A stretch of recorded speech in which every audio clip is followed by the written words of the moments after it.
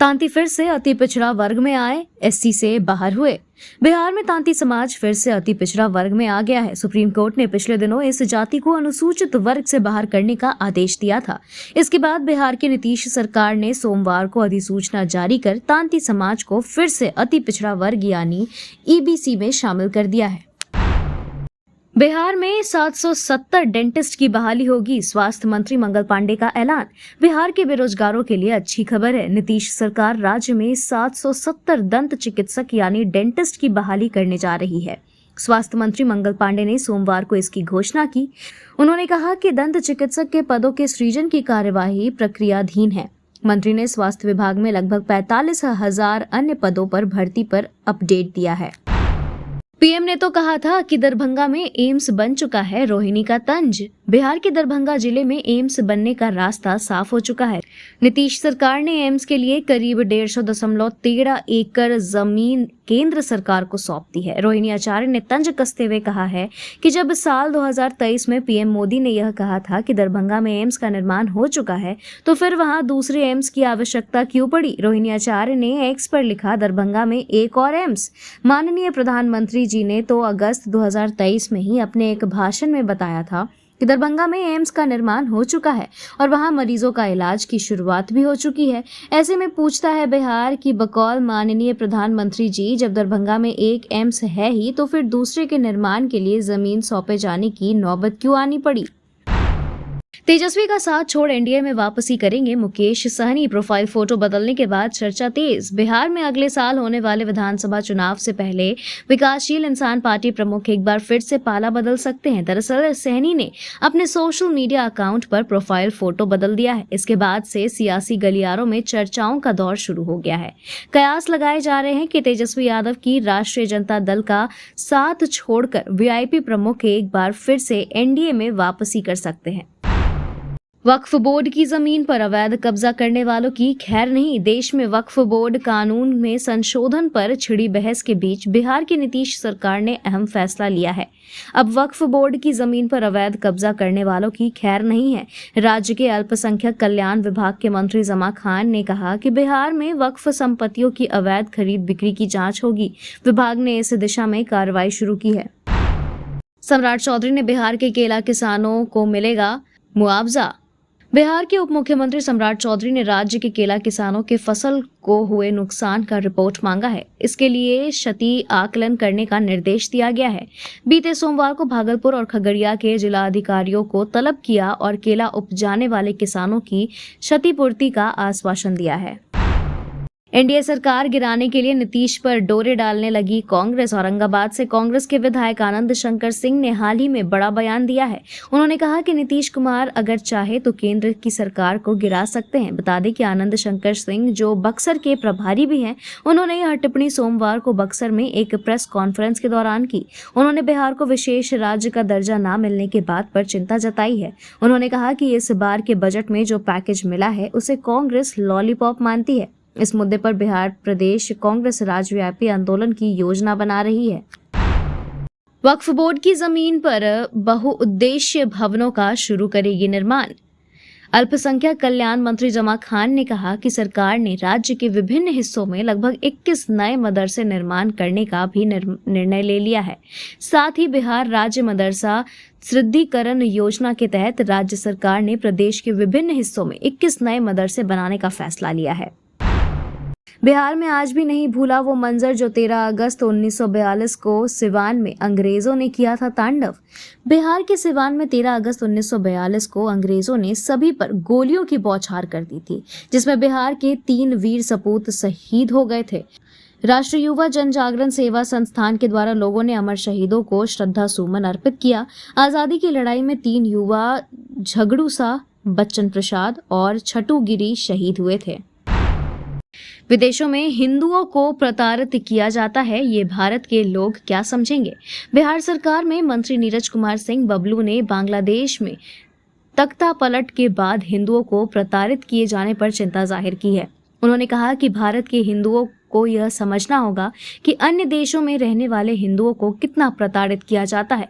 बिहार सरकार में मंत्री नीरज सिंह ने कहा कि इस देश के हिंदुओं को समझना चाहिए कि विदेशों में हिंदू कितना प्रताड़ित है, हमारे देश में हिंदू सुरक्षित है। बिहार में अपराधियों की बहार है, सत्ता संरक्षित अपराधी मदमस्त हैं। तेजस्वी ने फिर जारी किया अपराध का आंकड़ा।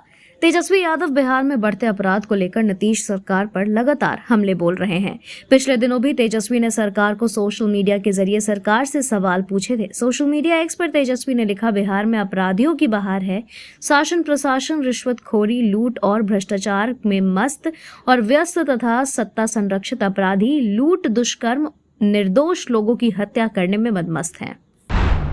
मुंगेर के कई सरकारी स्कूलों में घुसा बाढ़ का पानी, बच्चों की पढ़ाई बाधित। मुंगेर में लगातार गंगा नदी के जलस्तर में हो रही वृद्धि ने जिले के कई इलाकों में बाढ़ जैसे हालात उत्पन्न कर दिए हैं। बाढ़ का पानी बरियापुर प्रखंड के कई विद्यालयों में घुसने से स्कूलों में पठन पाठन बाधित हो गया है। शिक्षकों को भी भारी परेशानियों का सामना करना पड़ रहा है।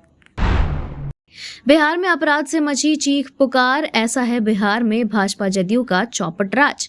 बिहार में अपराधी बेलगाम हो गए हैं। यही कारण है कि वो एक के बाद एक अपराध की वारदात को बेखौफ अंजाम देकर पुलिस को लगातार चुनौती दे रहे हैं। बिहार में हो रही आपराधिक वारदातों को लेकर राजद सुप्रीमो लालू प्रसाद यादव ने डबल इंजन की सरकार पर तंज कसा है। उन्होंने भाजपा और जेडीयू पर निशाना साधते हुए कहा कि बिहार में अपराध से मची चीख पुकार, ऐसा है कि बिहार में भाजपा जेडीयू का चौपट राज। देश को अब चिड़िया नहीं सोने का शेर बनाना है, जो दहाड़ेगा तो पूरा विश्व सुनेगा। मोतिहारी स्थित महात्मा गांधी सेंट्रल यूनिवर्सिटी के दीक्षारंभ कार्यक्रम में बतौर मुख्य अतिथि पहुंचे राज्यपाल राजेंद्र विश्वनाथ अर्लेकर ने समारोह को संबोधित किया।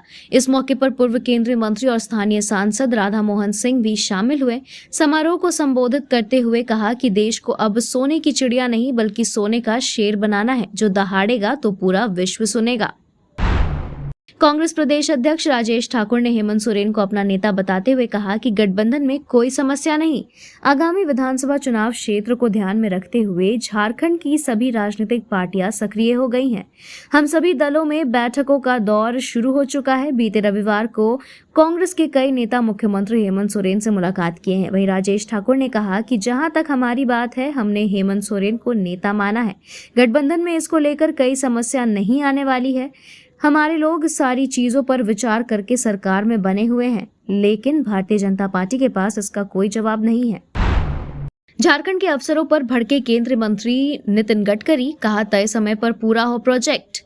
केंद्रीय मंत्री नितिन गडकरी झारखंड में चल रहे सड़क और कॉरिडोर प्रोजेक्ट्स की धीमी प्रगति पर नाराज हुए हैं। समीक्षा बैठक में उन्होंने राज्य के अधिकारियों को फटकार लगाते हुए कहा कि प्रोजेक्ट्स समय पर पूरे नहीं हो रहे हैं, जिससे केंद्र सरकार का पैसा बर्बाद हो रहा है।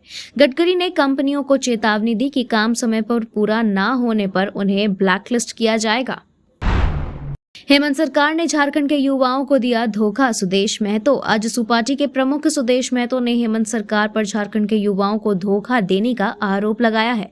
उन्होंने कहा कि सरकार नियुक्तियों में स्थानीय युवाओं के बजाय बाहरी युवाओं को प्राथमिकता दे रही है। धनबाद में आयोजित एक समारोह में महतो ने कहा कि रोजगार की कमी के कारण युवा पलायन को मजबूर है। इस अवसर पर कई नेताओं और समाज सेवियों ने आज सुपार्टी की सदस्यता ग्रहण की। धनबाद, बोकारो और गिरिडीह के नॉन टैक्स पेयर को मुफ्त में नहीं मिल सकेगा बालू।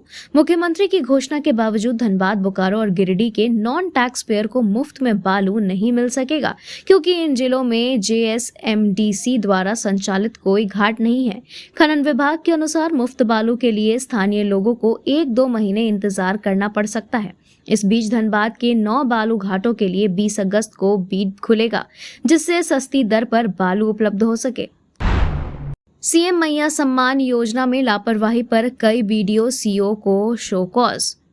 झारखंड मुख्यमंत्री मैया सम्मान योजना के तहत स्वीकृति में लापरवाही के आरोप में धनबाद के कई BDO और CO को शोकॉज नोटिस जारी किया गया है।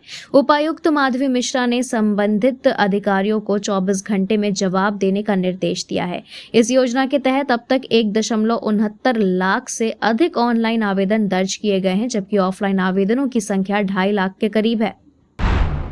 फ्लाईओवर निर्माण की रफ्तार धीमी, गंदगी से डेंगू फैलने का खतरा। रांची की राजेंद्र चौक से निवारनपुर तक फ्लाईओवर निर्माण के धीमी रफ्तार से स्थानीय दुकानदार और राहगीर परेशान हैं।